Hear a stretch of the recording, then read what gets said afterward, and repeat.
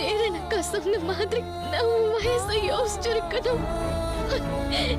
நீ அப்ப சின்ன பையன் தானே, உனக்கு என்ன தெரியும் அப்ப? சாரின்னு. அழாதானோ? எதுக்கு என்கிட்ட சாரி எல்லாம் கேக்குற? என் அண்ணன் சொல்லிட்டா, இதுக்கு மேல எனக்கு என்ன வேணும்? அன்பா உனக்கு சொன்ன அட்வைஸ்ல எனக்குமே சில விஷயம் சொல்ற மாதிரி தான் இருந்துச்சு. நானுமே கண்ணால பார்த்ததை வச்சு அப்பா தப்பானவரை நம்பியிருக்க கூடாது. இனிமே அப்பாவை பத்தி நானும் யோசிக்கிறேன்.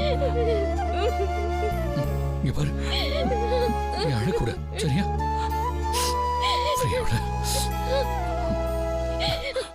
இதுக்கப்புறம் நீ தனியா இருக்க வேண்டாம். கிளம்பு, நம்ம வீட்டுக்கு போலாம்.